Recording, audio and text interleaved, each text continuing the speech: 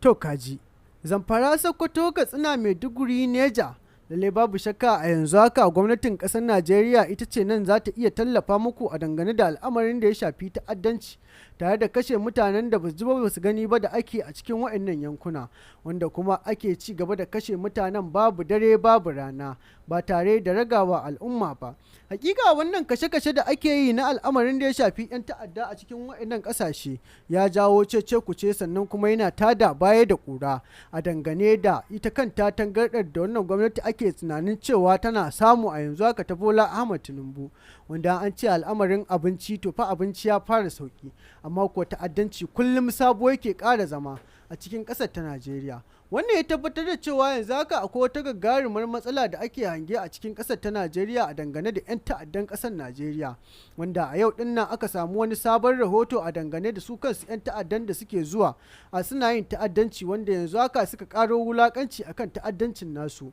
wanda yanzu haka suka shigar da mata cikin al'amarin, wanda a yau dinnan dai al'amarin ya bambanta da yadda aka saba yin sa a kwanakin baya. Wanda a kwanakin baya dai 'yan ta'addan suna zuwa ne da maza su je su kwashi mutane da dama domin ganin cewa sun yi garkuwa da su, wanda a yanzu kuma haka sai suka fara zuwa da su da mata, wanda wani ne wanda ya bamu wannan rahoto wanda ya buƙaci mu saka ya sunansa yake bayyana mana irin yanayin yadda 'yan ta'addan suka shigo jihar Zamfara a jiya, wanda ya ce sun shigo ne a cikin mashina baki ɗayansu, sai dai abin al'ajabin da zai gani su tsaya mana. Bayan da suka tsaya sai ya fara gano cewar mata ne akan gaba akan wannan mashina, wanda ya ce matan mace ta farko ta sauka ta ja kunamar bindigar ta ɗana kamar wata soja ta yi fareti, sannan kuma ita ma ta biyun ta sauka ta tsaya, sannan kuma sanarwar mazan suka zo suka take masu baya, bayan rufa masu bayan da suka yi ne nan take suna zuwa wani shago suka ɓamɓare shi, bayan da suka ɓamɓare shi suka ɗebi mutanen da suka ɗiba a wannan unguwa,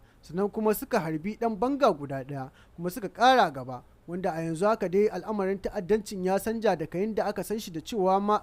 maza ne suke aiwatar da ta'addancin a cikin jihar Zamfara. Al'amarin aka fare mai kwaskwarima ta bangaren shigar da mata, wato dai su wayannan 'yan ta'adda mata ana ganin ma fa sun fi mazan haɗari, domin kuwa maza suna da babban tunani na cewa akwai tuba ko nadama, amma mace bata cikan irin wannan nadamar ba kai tsaye, wanda kuma ake hangen ganin cewa wasu dalilai ne suka sa su kansu matan yanzu haka aka shigar da su wannan lamari na ta'addanci a cikin ƙasar ta Najeriya. Shin wanne dalilai ne ake zargin cewa sun jawo aka shigar da matan a cikin al'amarin da ya shafi ta'addanci a cikin ƙasar ta Najeriya? A 'yan kwanakin nan da ya shahararren ɗan ta'addan ƙasa Najeriya wato dai Bello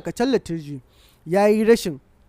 a su kansu a kwamandoji da yawa a dangane da al'amarin da ya shafi ta'addancin nasa, sannan kuma ya yi rashin yara da yawa. Wannan dalili ne ya sa ya gaba shi da wani zaɓi in bayan ya hori waɗansu daga cikin mata ya fara koya masu, domin kuwa aka ce ta'addancin da maza da mata ne hakika hakan zai fiye zaman masa siga, domin kuwa idan aka ce iya maza ne to fa daga lokacin da aka karar da mazan da suke tare da shi to fa lalle babu shakka sai dai ya zira ido ya kallo, shi kuma kullum lissafinsa akan ya reni yara ne su ta'addanci, shi kuma a haka Allah Ubangiji subhanahu wata'ala ya yi shi, kuma a da ya riga ya ce yana yi ne shi ma domin an taba mai nashi, ya ce domin an kashe mai al'ummar fulanin da ba su ji ba su gani ba yasa yake ta'addanci. Ma a yau dai Bello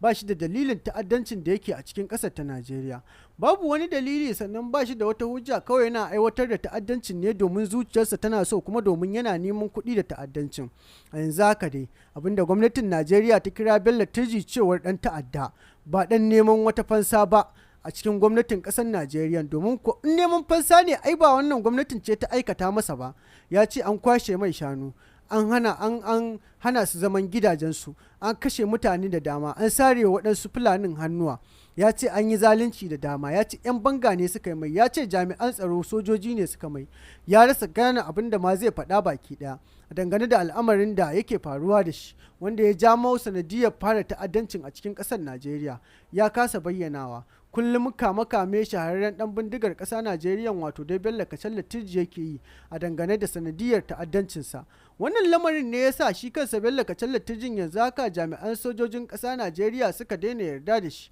a dangane da maganganunsa da yake tsewa kan cewar ai an zalunce shi ne ya sa ya fara ta'addanci a cikin ƙasar ta Najeriya. Har yanzu kuma ya ƙi ya bayyana irin zaluncin da aka yi masa takamaimai. A koda yaushe aka mai tambaya abin da shi kansa Bello yake faɗa kenan. Ya ce an zalunce shi don haka shi ma dole ne ya ta'addanci a cikin ƙasar ta Najeriya. Sannan kuma a yanzu haka an ci gaba da kashe mai mutanensa, sannan kuma shi ma yana ganin cewa ɗaukar fansa yake.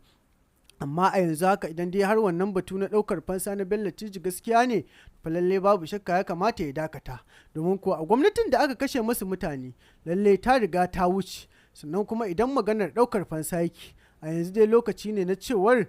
ai ya riga ya ɗau fansar iya adadin mutanen da aka kashe masa, idan dai ɗaukar fansa yake. Idan ko ba haka bane to ya je ya ci gaba da kashe mutanen duk da yake so ya kashe a cikin ƙasar Najeriya. Idan sojoji shi ma suka samu sa'a a kansa, kaga za su iya kashe shi, domin shi ma su kawo ƙarshen ta'addancinsa, domin ko ana ganin hakan ba kuskure ba ne, da shi ma baya jin kunyar aiwatar da ta'addancin a cikin ƙasar ta Najeriya, tare da kashe mutanen da ba ji ba su gani ba. A daidai wannan lokaci dai masu sauraron mu ne da kullum addu'o'in ku muke bukata a dangane da shahararren dan ta'addan da kuma irin ta'addancin da yake a cikin ƙasar ta Najeriya. Sai ku ci gaba da biyan mu da comment da liking, ko shakka babu wanne kan ƙara mana ƙarfin gwiwa ci gaba da kawo muku labaran masu sauraron mu ne da kullum. Mun gode.